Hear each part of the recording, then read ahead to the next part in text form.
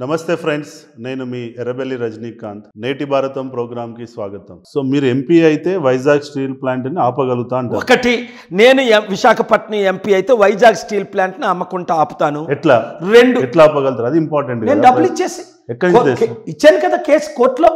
వాళ్ళకి కావాల్సింది 4,000 కోట్లు ఇమీడియట్ గా, 42,000 కోట్లు ఇనిషియల్ గా. 6 months లో 42 కోట్లు ఇస్తాను, 4,000 కోట్లు ఇప్పుడు నెల రోజుల్లో ఇస్తానని ఆంధ్రప్రదేశ్ హైకోర్టులో ఫైల్ చేసి ఎక్కడి నుంచి డబ్బు తీసుకొస్తానో రుజువు చేసి కోర్టుకి వెళ్ళాను. కోర్టు యాక్సెప్ట్ చేసిందే.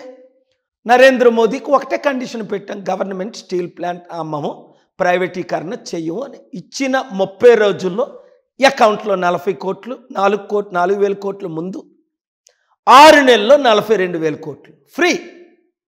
ఆ సత్తా నా ఒక్కడికి ఉంది. 5 లక్షల కోట్లు తెచ్చిన 40,000 కోట్లు. దానికి మీరు ఎంపీ కావాల్సిన అవసరం ఏందండి? ఇప్పుడున్న నెట్వర్క్ తోటి మీరు ఇప్పుడు కూడా తీసుకొచ్చి దానికి మీరు పర్మిషన్ లేవు కదా.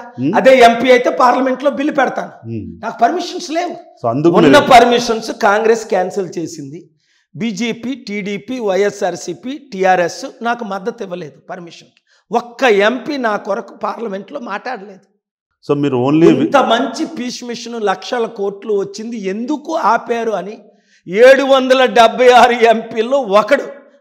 500 మంది కనీసం నా డబ్బు తిన్నోళ్ళు ఉంటారు, 350 మంది నా మీటింగ్లు అటెండ్ అయిన వాళ్ళు ఉంటారు, 100 మంది ఎంపీలు నాతో ప్రయాణం చేశారు విదేశాలు కూడా. ఒక్క ఎంపీ నోరెప్పడానికి లేదు.